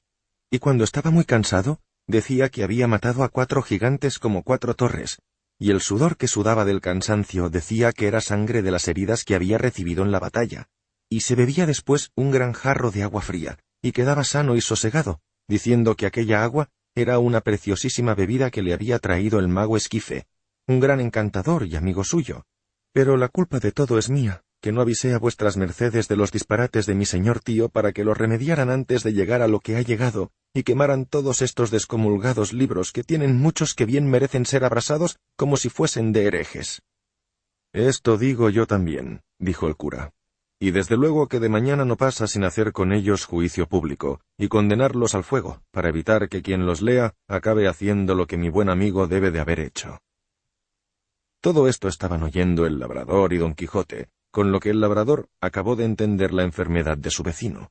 Y así comenzó a decir a voces: «Abran vuestras mercedes al señor Valdovinos y al señor Marqués de Mantua, que viene malferido, y al señor Moro Abindarráez, al que trae cautivo el valeroso Rodrigo de Narváez, alcaide de Antequera». A estas voces salieron todos, y en cuanto vieron los unos a su amigo, las otras a su amo y tío, que aún no se había apeado del jumento porque no podía, corrieron a abrazarlo. Él dijo: «Conténganse todos, que vengo malferido por culpa de mi caballo. Llévenme a mi lecho y llámese, si fuera posible, a la maga Urganda que cuide y examine mis feridas». En este punto dijo el ama: «Mira tú en hora mala si me decía a mí bien mi corazón del pie que cojeaba mi señor. Suba vuestra merced en buena hora, que sin que venga esa hurgada lo sabremos cuidar aquí. Malditos, digo, sean 1 y 100 veces esos libros de caballerías que así le han puesto a vuestra merced». Lo llevaron sin dilación a la cama, y examinándole las heridas, no le hallaron ninguna. Y él dijo que todo era molimiento, por haberse dado una gran caída con Rocinante, su caballo, combatiéndose con 10 jayanes, los más desaforados y atrevidos que pudieran hallarse en gran parte de la tierra. «Ta, dijo el cura, ¿hay jayanes en danza? Por la señal de la cruz que yo los quemaré mañana antes que llegue la noche». Le hicieron a don Quijote 1000 preguntas, y a ninguna quiso responder otra cosa sino que le diesen de comer y le dejasen dormir, que era lo que más le importaba. Se hizo así, y el cura se informó detalladamente por el labrador del modo que había hallado a don Quijote. Él se lo contó todo, con los disparates que había dicho al hallarlo y al traerlo. Y eso puso más deseo en el licenciado de hacer lo que al día siguiente hizo, que fue llamar a su amigo el barbero maese Nicolás, con el cual se llegó a casa de don Quijote. Capítulo 6. Del donoso y grande escrutinio que el cura y el barbero hicieron en la biblioteca de nuestro ingenioso hidalgo. ¿Quién aún seguía durmiendo? Pidieron a la sobrina las llaves del aposento donde estaban los libros autores del daño, y ella se las dio de muy buena gana. Entraron dentro todos, y el ama con ellos, y hallaron más de 100 volúmenes grandes, muy bien encuadernados, y otros pequeños, y en cuanto el ama los vio, se volvió a salir del aposento a toda prisa, y tornó luego con una escudilla de agua bendita y un hisopo y dijo: «Tome vuestra merced, señor cura. Rocíe este aposento, no vaya a estar aquí algún encantador de los muchos que tienen estos libros, y nos encanten como castigo por querer nosotros, echándolos de este mundo, devolverlos al infierno». Causó risa al licenciado la simplicidad del ama, y mandó al barbero que le fuese dando de aquellos libros uno a uno, para ver de qué trataban, pues podía ser que hallaran algunos que no mereciesen el castigo del fuego. «No», dijo la sobrina, «no hay por qué perdonar a ninguno, porque todos han sido los dañadores. Mejor será arrojarlos por la ventana al patio y hacer un rimero de ellos y pegarles fuego. Y si no, llevarlos al corral, y allí se hará la hoguera y no molestará el humo». Lo mismo dijo el ama. Tal era la gana que las dos tenían de la muerte de aquellos inocentes. Pero el cura no se avino a ello sin leer primero siquiera los títulos. Y el primero que maese Nicolás le puso en las manos fue Los 4 de Amadís de Gaula, y dijo el cura: «Parece cosa de misterio esta, porque, según he oído decir, este libro fue el primero de caballerías que se imprimió en España, y los demás tomaron principio y origen de éste. Y así, me parece que como adogmatizador de una secta tan mala, lo debemos condenar al fuego sin excusa alguna». «No, señor», dijo el barbero, «que también he oído decir que es el mejor de todos los libros que se han compuesto de este género, y así, como a único en su arte, se le debe perdonar». «Muy cierto», dijo el cura, «y por esa razón se le otorga la vida por ahora. Veamos ese otro que está junto a él. Es Las proezas de Esplandián, hijo legítimo de Amadís de Gaula, dijo el barbero. Pues en verdad que no le ha de valer al hijo la bondad del padre. Tomad, señora ama, abrid esa ventana y echadlo al corral, y dé principio al montón de la hoguera que hay que hacer. Lo hizo así el ama con mucho contento, y el bueno de Esplandián fue volando al corral, esperando con toda paciencia el fuego que le amenazaba. Adelante, dijo el cura. Este que viene, dijo el barbero, es Amadís de Grecia, y aún todos los de este lado, según creo, son del mismo linaje de Amadís. Pues vayan todos al corral, dijo el cura, que con tal de quemar a la reina Pintiquiniestra y al pastor Darinel y a sus églogas, y a las endiabladas y revueltas frases de su autor, quemaré con ellos al padre que me engendró, si anduviera en figura de caballero andante. De ese parecer soy yo, dijo el barbero. Y aún yo, añadió la sobrina. Pues si es así, dijo el ama, vengan y al corral con ellos. Se los dieron, que eran muchos, y ella les ahorró la escalera y dio con ellos por la ventana abajo. ¿Y ese tocho? dijo el cura. Este es, respondió el barbero, don Olivante de Laura. El autor de este libro fue el mismo que escribió Jardín de Flores, y la verdad es que no sabría decidir cuál de los dos libros es más verdadero, o por decir mejor, menos mentiroso. Solo sé decir que éste irá al corral por disparatado y arrogante. Este que sigue es Florismarte de Hircania, dijo el barbero. ¿Ahí está el señor Florismarte? replicó el cura. Pues desde luego que va a ir a parar pronto al corral a pesar de su extraño nacimiento y sonadas aventuras, que no dan lugar a otra cosa la dureza y sequedad de su estilo.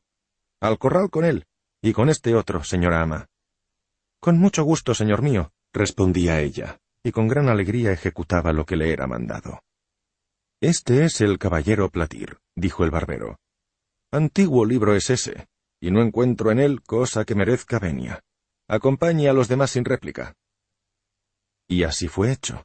Se abrió otro libro, y vieron que tenía por título El Caballero de la Cruz. Por nombre tan santo como tiene este libro, se podía perdonar su ignorancia, pero también se suele decir, tras la cruz está el diablo, al fuego con él. Tomando el barbero otro libro dijo, este es Espejo de Caballerías. Ya lo conozco a su merced, dijo el cura.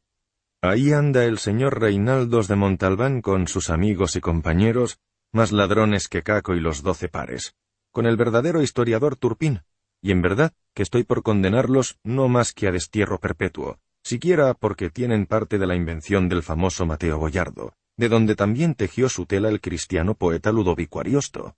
Y a este, si lo encuentro por aquí hablando en otra lengua que la suya, no le guardaré ningún respeto, pero si habla en su idioma, me quitaré el sombrero.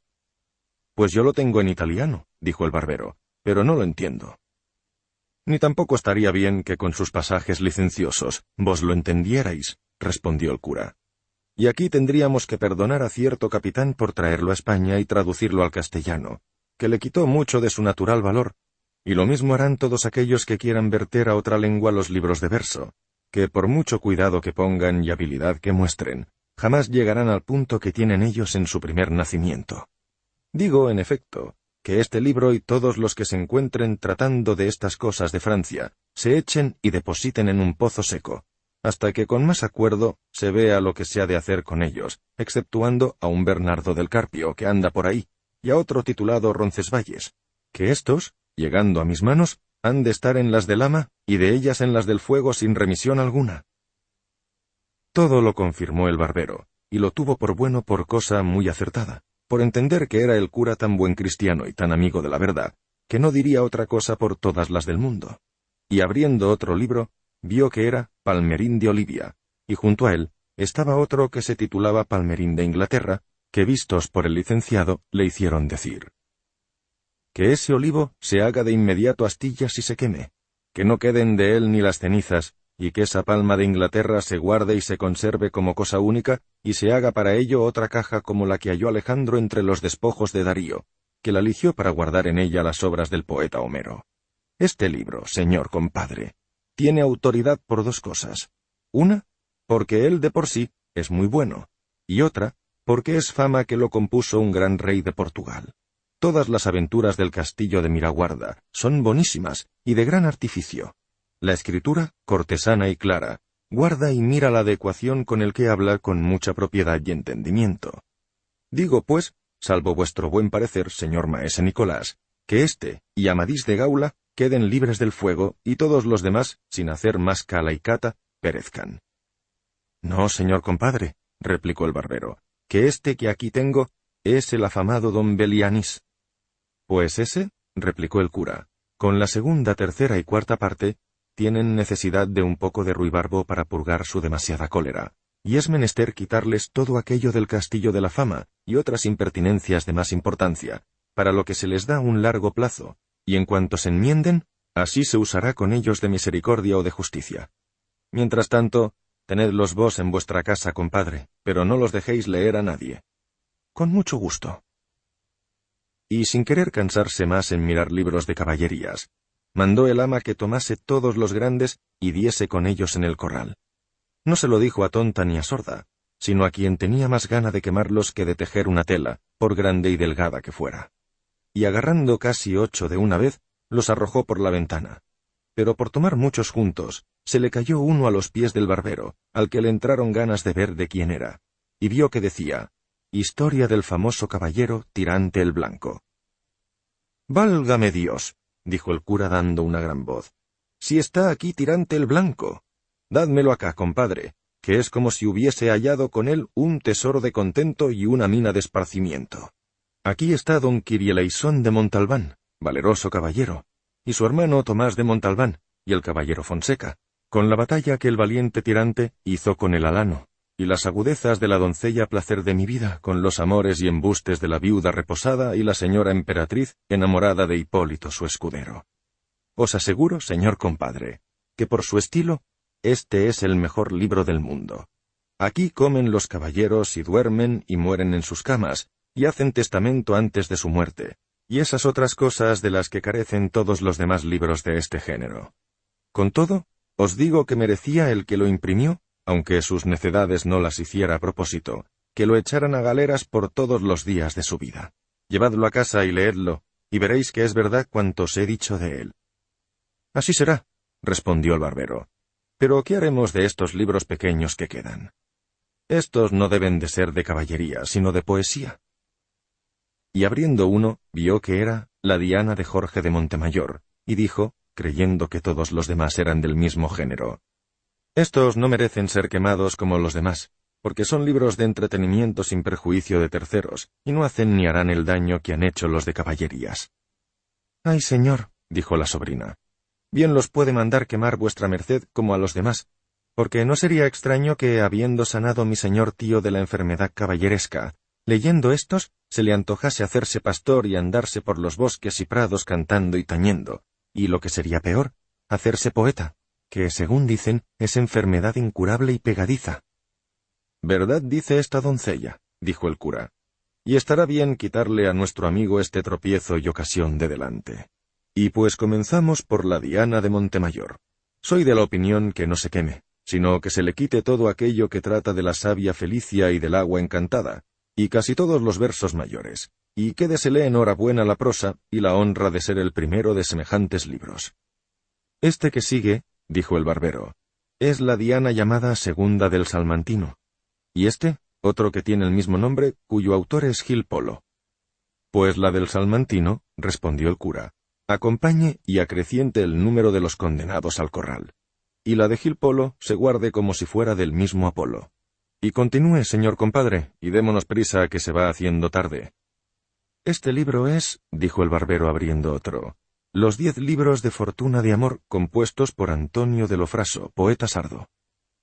Por las órdenes que recibí, dijo el cura, que desde que Apolo fue Apolo y las musas musas y los poetas poetas, no se ha compuesto un libro tan gracioso ni tan disparatado como ese, y que en su estilo es el mejor y el más único de cuantos han salido a la luz del mundo de este género, y el que no lo ha leído puede hacer cuenta que no ha leído jamás cosa de gusto. Dádmelo acá, compadre, que aprecio más haberlo hallado que si me hubieran dado una sotana de fino paño de Florencia. Lo puso aparte con grandísimo gusto, y el barbero prosiguió diciendo, estos que se siguen son El pastor de Iberia, Ninfas de Henares y Desengaños de celos. Pues no hay más que hacer, dijo el cura, que entregarlos al brazo secular del ama, y no se me pregunte el por qué, que sería nunca acabar. Este que viene es el pastor de Fílida. Este no es pastor, sino muy distinguido cortesano, guárdese como joya preciosa. Este grande que aquí viene se titula Tesoro de varias poesías. Si no fueran tantas, serían más estimadas. Es menester que este libro se escarde y limpie de algunas bajezas que tiene entre sus grandezas. Guárdese, porque su autor es amigo mío, y por respeto a otras obras más heroicas y levantadas que ha escrito. Este es el cancionero de López Maldonado. También el autor de ese libro es gran amigo mío, y sus versos en su boca admiran a quien los oye, y tal es la suavidad de la voz con que los canta, que encanta. Algo largo es en las églogas, pero nunca lo bueno fue mucho. Guárdese con los escogidos. ¿Pero qué libro es ese que está junto a él? La Galatea, de Miguel de Cervantes, dijo el barbero. Muchos años hace que es gran amigo mío este Cervantes, y sé que es más versado en desdichas que en versos. Su libro tiene algo de buena invención, propone algo y no concluye nada. Es menester esperar la segunda parte que ha prometido. Quizá con la enmienda alcance del todo la misericordia que ahora se le niega. Y en tanto se vea esto, tenedlo recluso en vuestra posada, señor compadre. Con mucho gusto. Y aquí vienen 3 juntos. La Araucana de don Alonso de Ercilla, la Austríada de Juan Rufo, jurado de Córdoba, y el Monserrate de Cristóbal de Virués, poeta valenciano.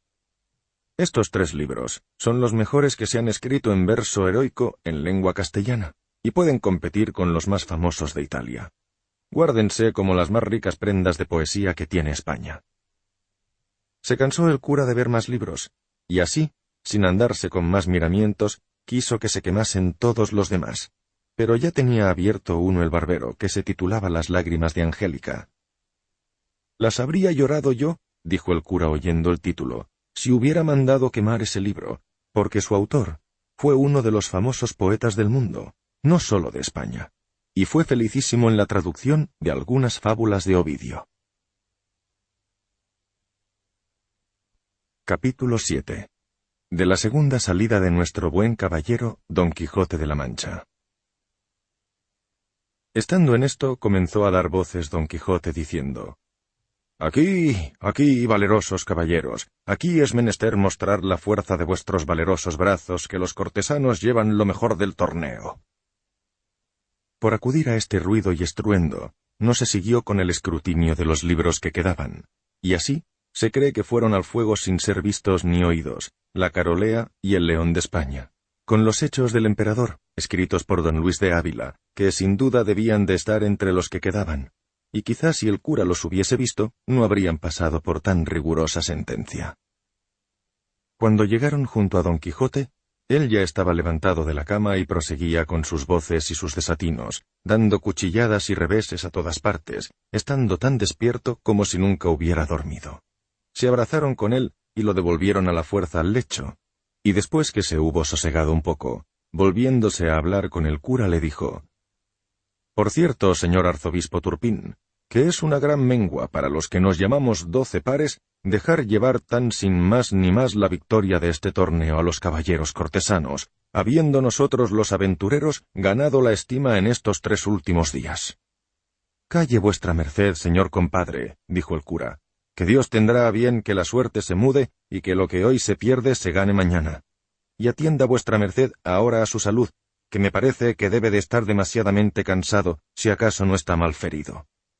«Ferido no», dijo Don Quijote, «pero molido y quebrantado no hay duda de ello, porque aquel bastardo de don Roldán me ha molido a palos con la rama de una encina, y todo por envidia, porque ve que yo solo soy el que se opone a sus valentías, pero no me llamaría yo Reinaldos de Montalbán si levantándome de este lecho no hiciera que me lo pagase, a pesar de todos sus encantamientos, y por ahora tráiganme de yantar, que sé que es lo que más me conviene, y quédese lo del vengarme aplazado y a mi cargo».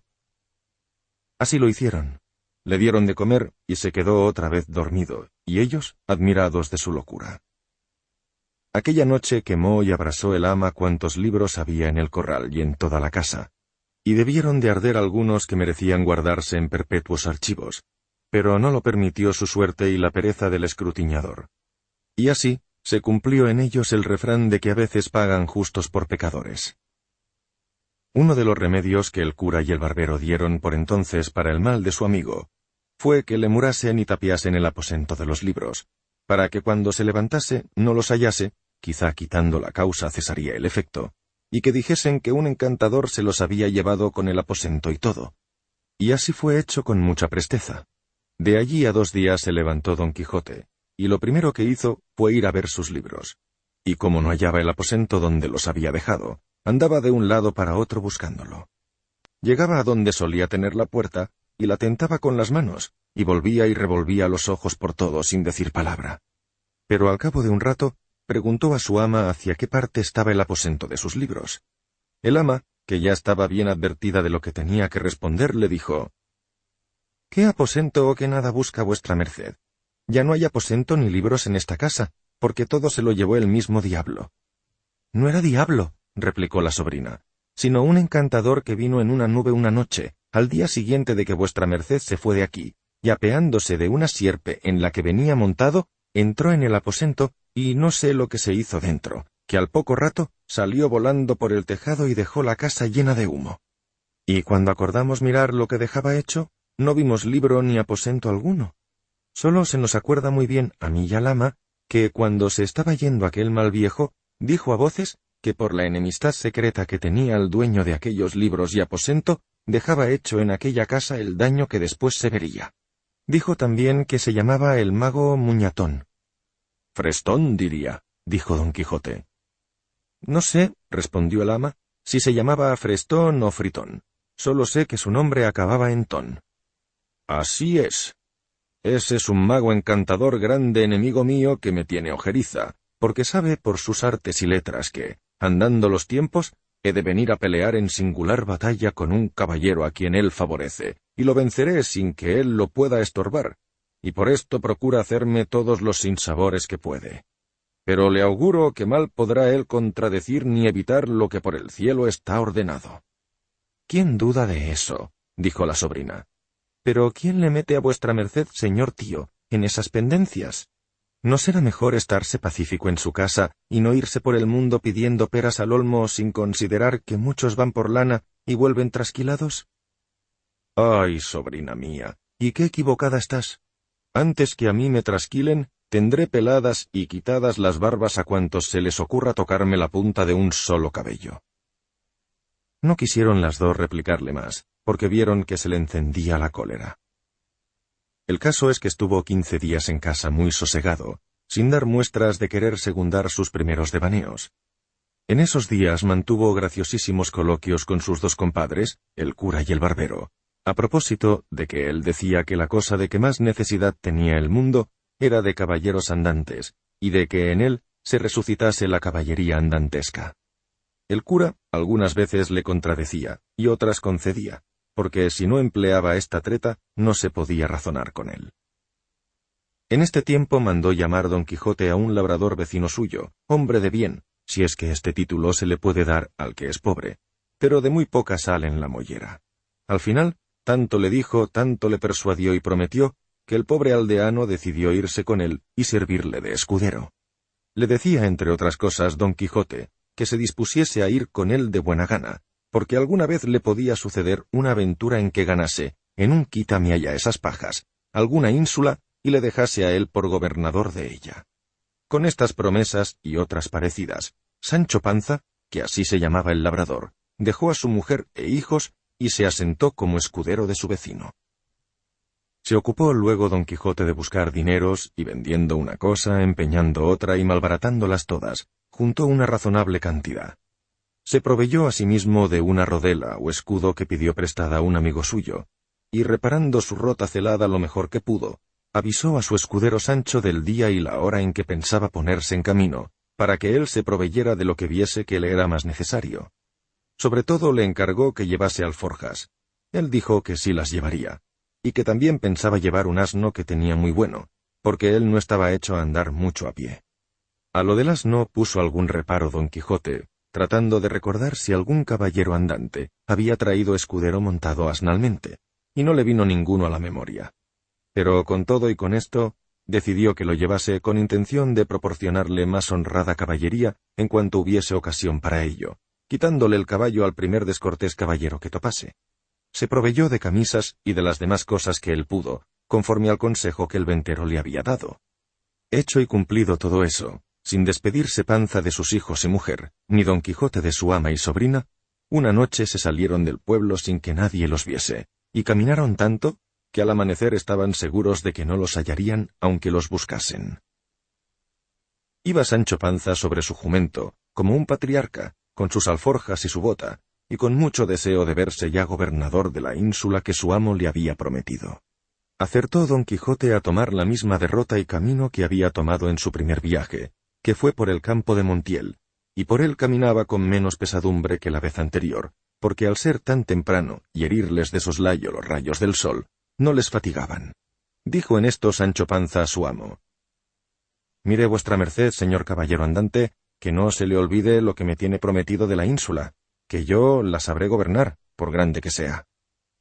«Has de saber, amigo Sancho Panza, que fue costumbre muy usada de los caballeros andantes antiguos hacer a sus escuderos gobernadores de las ínsulas o reinos que ganaban, y yo tengo resuelto que por mí no falte tan agradecida usanza, antes pienso aventajarles en ella, porque ellos, algunas veces, y quizá la mayoría de ellas, esperaban a que sus escuderos fuesen viejos y ya después de hartos de servir y de llevar malos días y peores noches, les daban algún título de conde o incluso de marqués de algún valle o provincia de poco más o menos. Pero si tú vives y yo vivo, bien podría ser que antes de 6 días ganase yo tal reino que tuviese otros anexos a él que viniesen de molde para coronarte rey de uno de ellos. Y no lo tengas por imposible, que cosas y casos acontecen a esos caballeros por modos tan nunca vistos ni pensados, que con facilidad te podría dar aún más de lo que te prometo. Según eso, si yo fuese rey por algún milagro de los que vuestra merced dice, Juana Gutiérrez mi señora vendría a ser reina, y mis hijos infantes. Pues ¿quién lo duda? Yo lo dudo, porque tengo para mí que aunque lloviese Dios reino sobre la tierra, ninguno asentaría bien sobre la cabeza de Mari Gutiérrez. Sepa, señor, que como reina no vale 2 maravedís, condesa le caerá mejor, y eso con Dios y ayuda. Encomiéndalo tú a Dios, Sancho, que él dará lo que más le convenga, pero no apoques tu ánimo tanto que te vengas a contentar con menos que ser gobernador adelantado. No lo haré, señor mío, y más teniendo tan principal amo en vuestra merced, que me sabrá dar todo aquello que me esté bien y yo pueda llevar. Capítulo 8. De la gran victoria que el valeroso Don Quijote tuvo en la espantable y jamás imaginada aventura de los molinos de viento, con otros sucesos dignos de feliz recuerdo. En esto descubrieron 30 o 40 molinos de viento que hay en aquel campo, y nada más verlos Don Quijote dijo a su escudero: «La aventura va guiando nuestras cosas mejor de lo que acertaríamos a desear. Mira allí, amigo Sancho Panza, donde se descubren 30 o pocos más desaforados gigantes con los que pienso hacer batalla, y quitarles a todos las vidas. Con sus despojos comenzaremos a hacernos ricos, que esta es una guerra justa, y es un gran servicio a Dios quitar tan mala simiente de la faz de la tierra». «¿Qué gigantes?» «Aquellos que ves allí con los brazos largos, que algunos los suelen tener de casi 2 leguas. Mire vuestra merced, que aquellos que se ven allí no son gigantes, sino molinos de viento, y lo que en ellos parecen brazos son las aspas que volteadas por el viento hacen andar la piedra del molino. Bien se ve que no estás cursado en esto de las aventuras. Ellos son gigantes, y si tienes miedo, quítate de ahí y empieza a rezar mientras yo entro con ellos en fiera y desigual batalla». Y diciendo esto, metió las espuelas a su caballo Rocinante, sin atender a las voces que le daba su escudero Sancho advirtiéndole que aquellos que iba a acometer eran molinos de viento sin duda alguna y no gigantes. Pero él iba tan puesto en que eran gigantes que ni oía las voces de su escudero Sancho, ni era capaz de ver, aunque estaba ya bien cerca, lo que eran. Antes iba diciendo a voces: «Non fuyáis, cobardes y viles criaturas, que un solo caballero es el que os acomete». Se levantó en esto un poco de viento, y las grandes aspas comenzaron a moverse, visto lo cual por Don Quijote, dijo: «Pues aunque mováis más brazos que los del gigante Briareo, me lo habéis de pagar».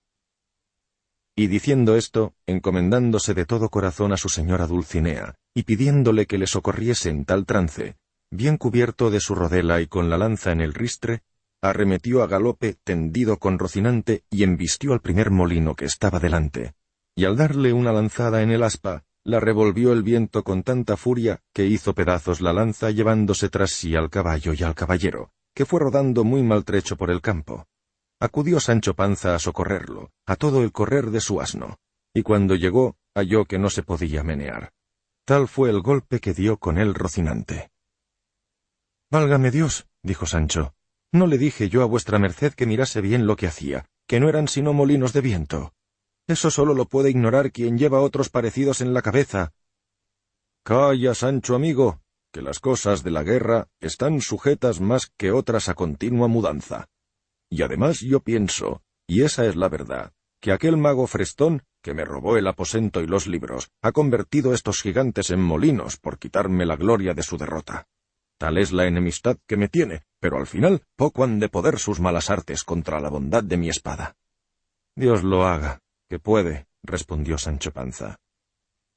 Y ayudándolo a levantar, tornó a subir sobre Rocinante que estaba medio descoyuntado. Y hablando de aquella aventura, siguieron el camino de Puerto Lápice, porque decía Don Quijote que no era posible que dejaran de encontrar allí muchas y diversas aventuras, por ser lugar muy transitado, pero iba muy pesaroso por haberse quedado sin lanza, y así se lo dijo a su escudero. «Yo me acuerdo haber leído que un caballero español llamado Diego Pérez de Vargas, a quien se le rompió la espada en una batalla, desgajó de una encina una pesada rama, y con ella hizo tales cosas aquel día, y machacó tantos moros, que le quedó por sobrenombre Machuca, y tanto él como sus descendientes se llamaron desde aquel día Vargas y Machuca.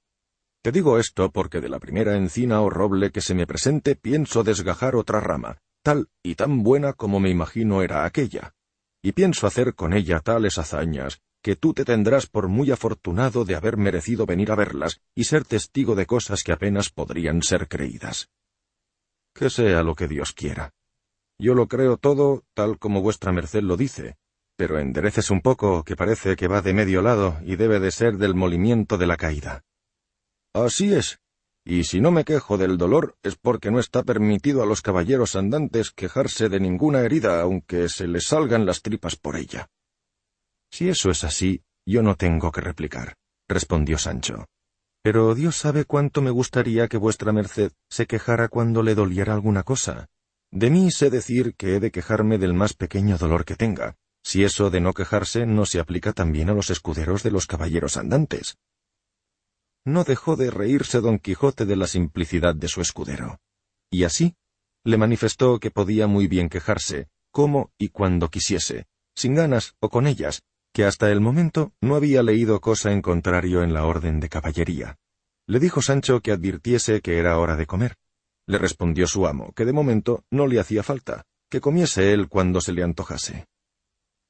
Con esta licencia se acomodó Sancho lo mejor que pudo sobre su jumento, y sacando de las alforjas lo que había puesto en ellas, iba caminando y comiendo detrás de su amo muy a sus anchas, y de cuando en cuando empinaba la bota con tanto gusto que le hubiese envidiado el más regalado bodegonero de Málaga.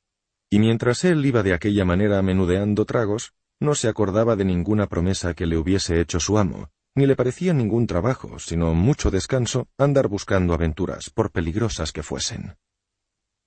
Al final, pasaron aquella noche entre unos árboles, y de uno de ellos desgajó Don Quijote una rama seca, que casi le podía servir de lanza, y puso en ella el hierro que quitó de la que se le había quebrado. Toda aquella noche no durmió Don Quijote, pensando en su señora Dulcinea, por acomodarse a lo que había leído en sus libros, cuando los caballeros pasaban sin dormir muchas noches en los bosques y despoblados, entretenidos con los recuerdos de sus señoras. No la pasó así Sancho Panza, que, como tenía el estómago lleno, y no de agua de achicoria, la durmió toda de un tirón, y de no haberle llamado su amo, no habrían bastado para despertarlo los rayos del sol que le daban en el rostro, ni el canto de las aves que muchas y muy regocijadamente saludaban la venida del nuevo día. Al levantarse, le dio un tiento a la bota, y la halló algo más flaca que la noche antes, y su falta le afligió el corazón por parecerle que no llevaban camino de remediarla demasiado pronto. No quiso desayunarse don Quijote, porque, como está dicho, dio en sustentarse de sabrosos recuerdos. Tornaron a su comenzado camino de Puerto Lápice, y a eso de las 3 de la tarde lo descubrieron. Al verlo, dijo don Quijote: «Aquí podemos, hermano Sancho Panza, meter las manos hasta los codos en esto que llaman aventuras.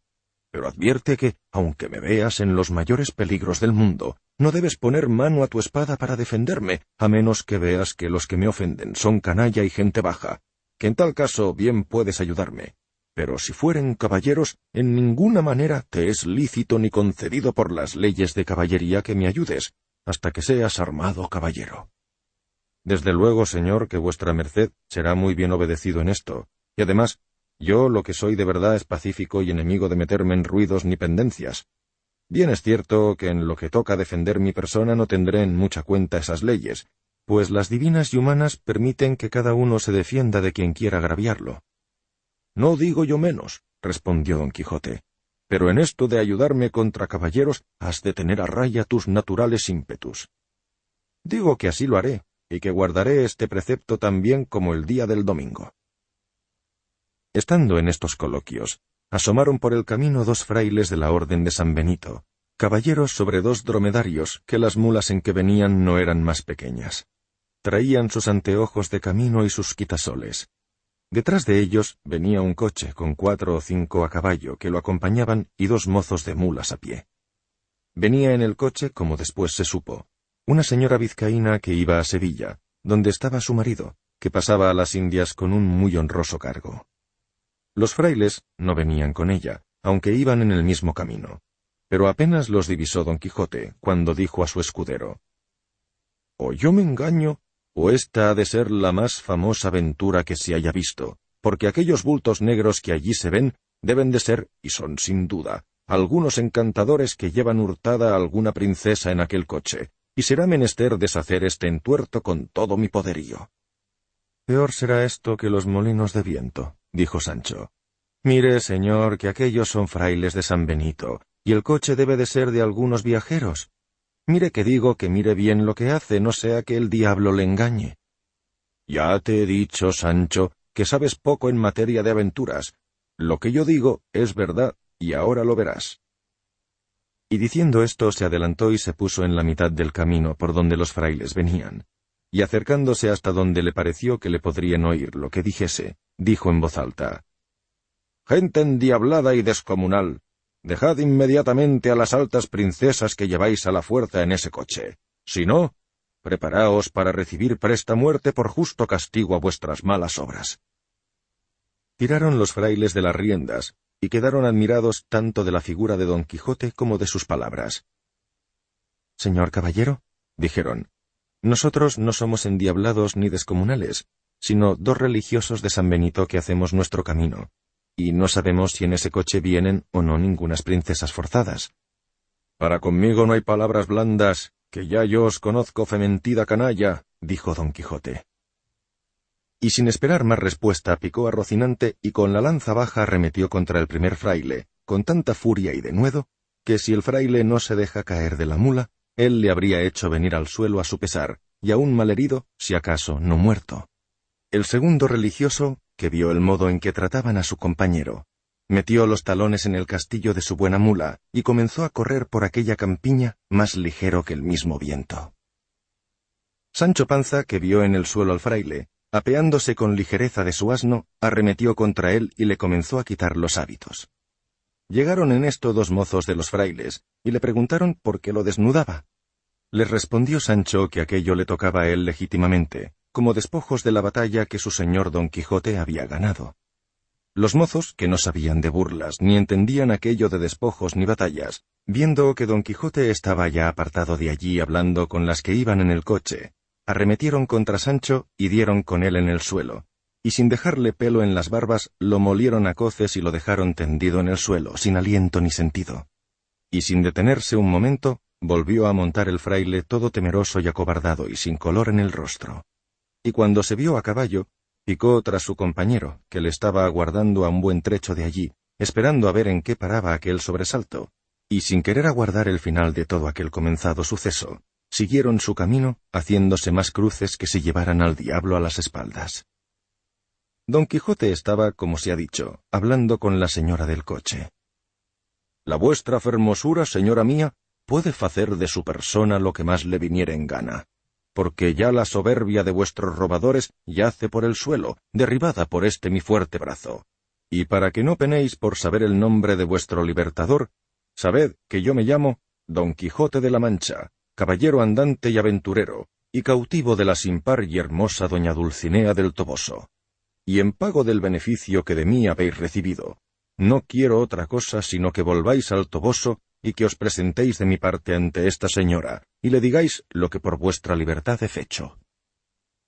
Todo esto que Don Quijote decía, lo escuchaba un escudero de los que acompañaban al coche, un vizcaíno, quien al ver que no quería dejar seguir adelante al coche, sino que decía que tenía que dar inmediatamente la vuelta al Toboso, se fue para Don Quijote y asiéndolo de la lanza le dijo en mala lengua castellana y peor vizcaína de esta manera: «Anda, caballero, que mal andes. Por el Dios que críome, que si no dejas coche, tan te mato como tú estás ahí y yo soy vizcaíno». Le entendió muy bien Don Quijote, y con mucho sosiego le respondió: «Si fueras caballero, cosa que no lo eres, ya yo hubiera castigado tu sandez y atrevimiento, inicua criatura». A lo cual replicó el vizcaíno: «¿Yo no, caballero? Juro a Dios tan mientes como cristiano. Si lanza arrojas y espada sacas, el agua verás qué pronto al gato llevas. Vizcaíno por tierra, hidalgo por mar, hidalgo por el diablo, y mientes que miras si otra dices cosa». «Ahora lo veredes», dijo Agrajes, respondió Don Quijote. Y arrojando la lanza al suelo, sacó su espada, embrazó su rodela, y arremetió al vizcaíno con determinación de quitarle la vida. El vizcaíno, que así lo vio venir, aunque hubiera querido apearse de la mula, que por ser de las malas de alquiler, no se fiaba de ella, no pudo hacer otra cosa que sacar su espada, pero tuvo la suerte de hallarse junto al coche, de donde pudo tomar un cojín que le sirvió de escudo, y luego se fueron el uno para el otro como si fueran dos mortales enemigos. La demás gente quería ponerlos en paz, pero no pudieron porque decía el vizcaíno con sus maltrabadas palabras, que si no le dejaban acabar su batalla, él mismo había de matar a su ama y a toda la gente que se lo estorbase. La señora del coche, admirada y temerosa de lo que veía, ordenó al cochero que se desviase un poco de allí, y desde lejos se puso a mirar la rigurosa contienda, en el transcurso de la cual dio el vizcaíno una gran cuchillada a Don Quijote encima de un hombro, por encima de la rodela, que de habérsela dado sin defensa, lo hubiese abierto hasta la cintura. Don Quijote, que sintió la pesadumbre de aquel desaforado golpe, puso el grito en el cielo: «Oh, señora de mi alma Dulcinea, flor de la fermosura, socorred a este vuestro caballero, que por satisfacer a la vuestra mucha bondad en este riguroso trance se halla». El decir esto, y el apretar la espada, y el cubrirse bien de su rodela, y el arremeter al vizcaíno, fue todo a un tiempo, con la determinación de aventurarlo todo a un solo golpe. El vizcaíno, que lo vio venir contra él, dedujo por su denuedo su coraje, y decidió hacer lo mismo que Don Quijote. Y así le aguardó bien cubierto con su cojín, sin conseguir que la mula se diese la vuelta ni a un lado ni al otro, que ya, de puro cansada y no hecha a semejantes niñerías, no podía dar un paso. Venía pues, como se ha dicho, Don Quijote contra el cauto vizcaíno con la espada en alto, decidido a abrirlo por la mitad, y el vizcaíno lo aguardaba también levantada la espada y protegido con su cojín, y todos los presentes estaban temerosos y suspensos de lo que había de suceder de aquellos tamaños golpes con que se amenazaban, y la señora del coche y las demás criadas suyas hacían 1000 promesas y ofrecimientos a todas las imágenes y casas de devoción de España, para que Dios librase a su escudero y a ellas de aquel tan grande peligro en que se hallaban. Pero lo malo de todo esto está en que en este punto y término, el autor de esta historia deja pendiente esta batalla, disculpándose en que no halló escrito de estas hazañas de Don Quijote, más que las que deja referidas. Bien es verdad que el segundo autor de esta obra no quiso creer que tan curiosa historia estuviese entregada a las leyes del olvido, ni que hubiesen sido tan poco cuidadosos los ingenios de la Mancha, que no tuviesen en sus archivos o en sus escritorios algunos papeles que tratasen de este famoso caballero. Y así, con esta imaginación, no se desesperó de hallar el final de esta apacible historia, final que, al serle el cielo favorable, halló del modo que se contará en la segunda parte.